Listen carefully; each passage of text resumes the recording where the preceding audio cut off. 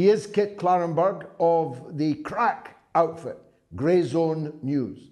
And without him and without them, we would be so much worse off in terms of knowledge. Kit broke the story about the possible CIA engagement of two of the 9/11 hijackers. I'm glad to say he joins us now. Kit, welcome to the show. For those that haven't yet read your piece, and that will be most people because the story has been suppressed basically by the so-called mainstream media. Summarize what you found, please. Sure. So this is based on a court filing which was released by the Office of Military Commissions, which is overseeing the trials of 9/11 defendants like Khaled Sheikh Mohammed, the alleged mastermind. But yes, in effect, it vindicates and confirms and expands upon long held suspicions about the CIA's relationship with two hijackers, at least two hijackers, al-Hazmi and al-Midar. They entered the US on multi-entry US visas, which they probably shouldn't have gotten in the first place. They were under heavy surveillance by the CIA, an elite unit within the CIA known as Alex Station. Which was set up in 1996 specifically to track al-Qaeda and Osama bin Laden. And it was a joint effort between the CIA and the FBI, although the FBI were prohibited from sharing information gleaned by the unit without authorization. So they enter the US, which shouldn't have happened. The FBI representatives within Alex Station demanded to tell the Bureau that they were there, and they were overruled and told it wasn't their jurisdiction.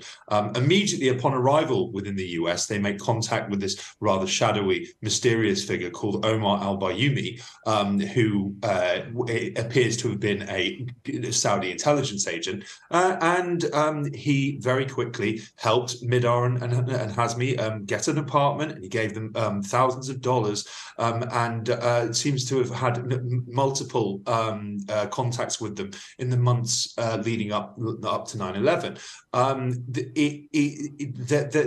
The most curious, striking aspect of the filing is the detail on the extraordinary level of protection provided to these two men by Alex Station. The FBI was repeatedly rebuffed in its attempts to tell headquarters about this, rather disturbing development. But not only that, they sought to misdirect the Bureau and gave them misleading information, refused to answer basic questions. It raises the very obvious question of whether these two hijackers, if not others, were working for the CIA in effect on the day of 9/11 itself. Now, these two individuals had attended the summit of al-Qaeda in Kuala Lumpur, a summit which had been copiously photographed by the CIA. Everyone who attended it, in fact, it was even recorded. I don't know if it was the audio that didn't work or the visual that didn't work. One of them didn't work, but they had audio or visual of everyone who attended it. And yet, they were still allowed to make use of the visas that they got in extraordinary circumstances and fly to California. What would be an innocent explanation of that? There is none, whatsoever. I mean, I think it's worth underlining the context here. Throughout 1999, that the national security officials within the US were extremely worried about large-scale terror attacks in the US because they felt it would be extremely easy to do. They used the phrase that all the lights were blinking red, and these fears came to pass with the Millennium Plot in California itself. I mean, what could be a greater reason for preventing potential terror suspects from entering the US than a large-scale plot being foiled mere weeks before these two arrived. It must be said that suspicions about Hazmi and Midar's relationship with the CIA are long-standing. They have been voiced by, of all people, Richard Clarke, who was a White House national security advisor under Bill Clinton, who was summarily and almost immediately demoted upon the Bush administration taking office in January 2001. He records how he continued to have high-level meetings with CIA officials throughout 2001, and the issue of these two hijackers never ever came up. Al-Qaeda was discussed at these meetings, but no, he was never ever told. If at any point, I mean, there was no attempt made by the hijackers at any point to cover their tracks. I mean, some of their neighbors recall how they got no furniture and they sat on mattresses all day playing Flight Simulator, and at night sometimes they would be picked up by limousines. And at one point they were living with an FBI informant. I mean, it's really quite extraordinary. It's the stuff of a movie, really. And so, yeah, there is no innocent explanation. I mean, at best you could say, well, in order to gather intelligence on al-Qaeda, they were allowing these people to move around and act with impunity. But then why would you not tell the FBI? That doesn't make any sense. Moreover, why would you actively misdirect the FBI? There was something deeper and darker there. I'm absolutely sure of it. You say it would be the stuff of a movie. In a way, it was. The Looming Tower, which I found profoundly impressive, powerful. Of course, tells some of this story, but without the knowledge that you have unearthed. But it kind of puts it down, although you're left to wonder, to a cock-up rather than a conspiracy. Could this all just have been about the rivalry, institutional rivalry, indeed hatred, between the FBI and the CIA, bureaucratic line drawing and so on, rather than an actual conspiracy by the CIA to allow these people to commit the crimes that they did? Well, I mean, funnily enough, it's a well-worn movie trope, the evil CIA and the beneficent and crusading bureau. I mean, the FBI are of course scum, and in the wake of 9/11, were engaged in all sorts of absolutely horrific Islamophobic, racist profiling, setting innocent people up for terror attacks to validate the notion and the narrative that the US was under a massive terror threat in order to justify the war on terror abroad, which were long planned wars of imperial plunder. I mean, it does seem, though, that there were some genuinely independent, enterprising, and truth-seeking bureau operatives who were, trying to get to the bottom of this. There was one named in the filing, listed in the filing. They're given a pseudonym, who recalls how they found in an FBI computer system an electronic warning in this is in late August. I think it's August 23rd, warning that Hazmi and Midar were in the US. They immediately contacted the analyst who'd written it, who was an FBI analyst within Alex Station called Diana Corsi, and asked her for more information. She reportedly got extremely angry and demanded him to delete it because he wasn't allowed to see it. The very next day, he was told by FBI superiors to leave it alone and not go anywhere near it. Now, another pseudonymous bureau source within the court filing refers to how very, very quickly after 9/11, high-ranking FBI officials found out about the CIA's contact with Hazmi and Midar, and indeed the fact that the Bayoumi was a Saudi intelligence official, and they buried it, and they specifically instructed bureau operatives who were testifying to a joint inquiry into 9/11 to lie and conceal this information. And yes, this remained buried for over 2 decades subsequently. So yes, I think we can cast aside any delusions that the FBI at a high level was, an innocent party in all this. Well, I asked you what an innocent explanation would be. What would a guilty explanation be?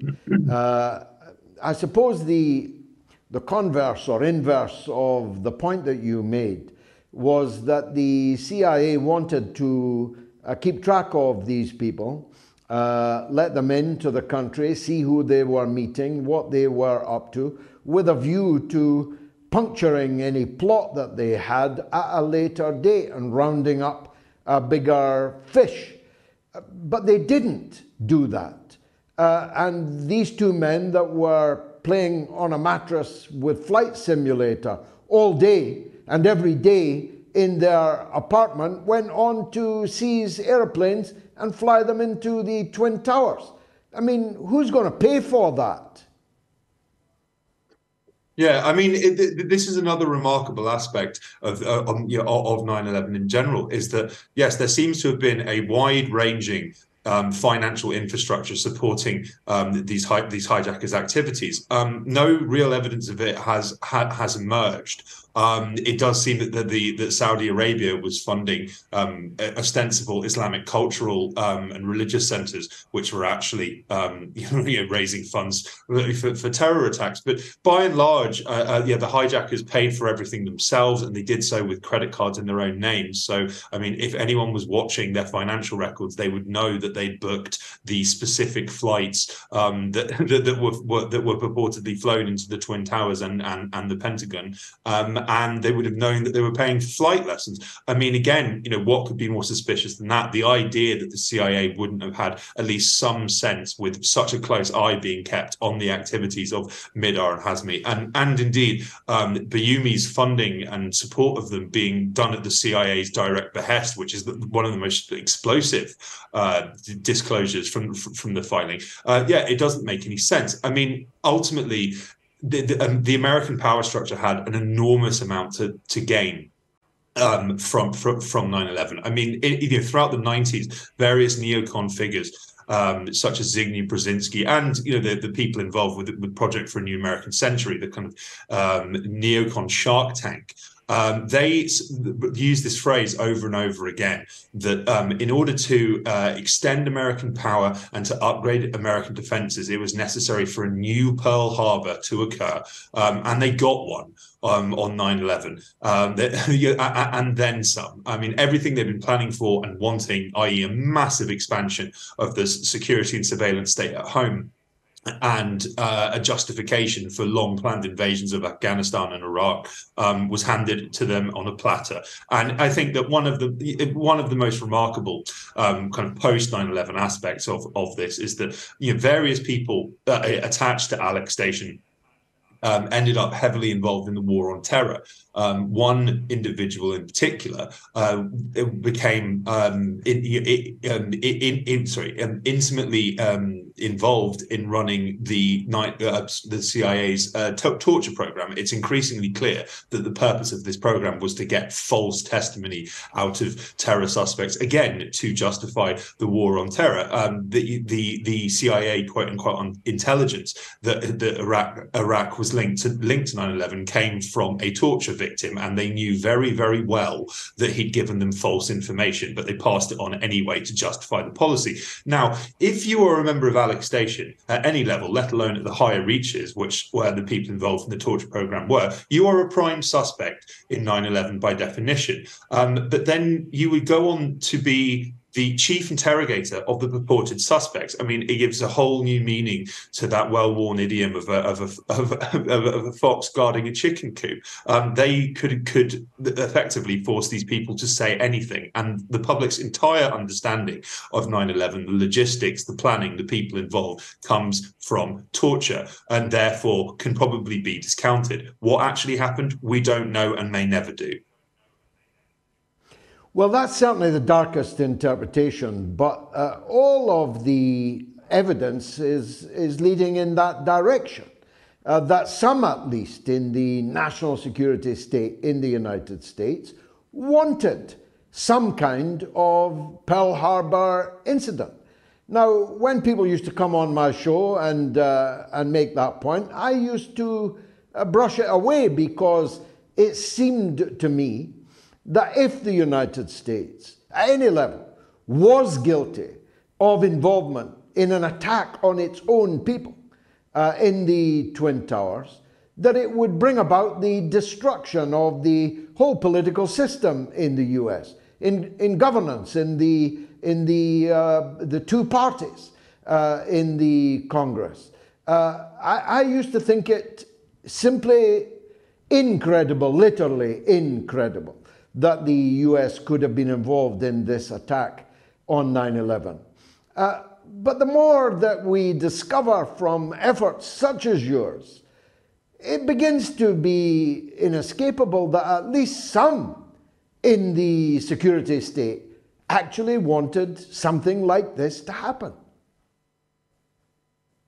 Indeed. And I mean, you've got to bear in mind that one of the most striking aspects of 9/11 that's never ever talked about is actually how staggeringly low the death toll was. I mean, it's the largest death of US citizens since the Civil War. And, you know, I mean, it was a tragedy, of course. But I mean, the World Trade Center was effectively a vertical city. It had hotels in it with you know, hundreds and hundreds of rooms. It had restaurants, all sorts of tourist areas. It housed about 100,000 workers from, you know, all sorts of major, you know, finance and tech firms. It attracted well over 100,000 tourists every single day. And it was thought for at least a year, if not longer, after the attacks, that the deaths had been in the tens of thousands.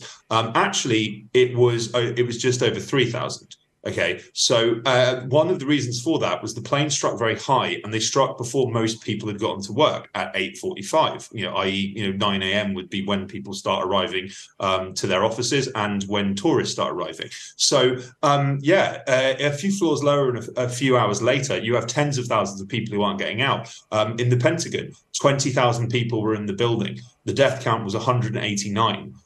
Mostly low-level staff and cleaners and builders, because it struck a portion of the building that was under refurbishment and effectively abandoned. And not a single senior Pentagon official was even vaguely injured by this. And I mean, we saw from Pearl Harbor, you know, the direct the direct impact of an attack on the US is a huge level of support for the government and a huge level of support for foreign adventurism. You know, I mean, it's often forgotten how rigidly and viscerally opposed to involvement in World War II the US public was. I think some polls in 1940, after the fall of France, put opposition to US entry at over 90%.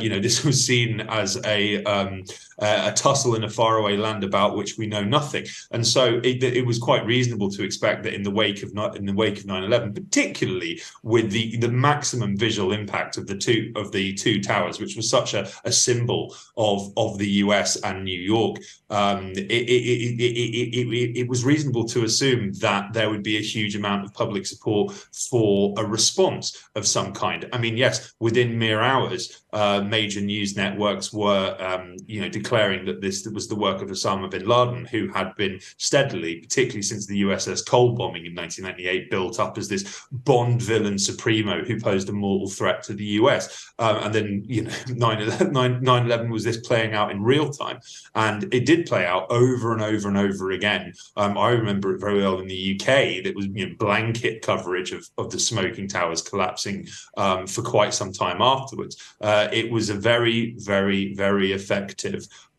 tool of influence. Finally, has this got any coverage in the United States in the mainstream media? No, it hasn't. I mean, the response on social media has been absolutely extraordinary, and I have personally fielded dozens of interview requests for this. So, I mean, it's somewhat a testament to the waning power of the mainstream media. They can no longer suppress this stuff. I mean, the last year, a large number of documents related to the FBI's investigation of 9/11, which contained all sorts of bombshell information about Saudi involvement, and the hijackers' contact with Saudi intelligence agents were declassified. This is in the public domain. It was completely ignored. It's the work of independent researchers, independent citizen journalists, and average angry citizens to get this stuff out there, and ask questions and pressure people in power to provide them. Well, you may not get a Pulitzer Prize, but you've definitely got the Mother of All Talk Shows Prize for investigative journalism. Thank you very much. Klarenberg, thank you very much for joining us. God bless you, George. The Mother Thank you. of All Talk Shows. Thank you so much.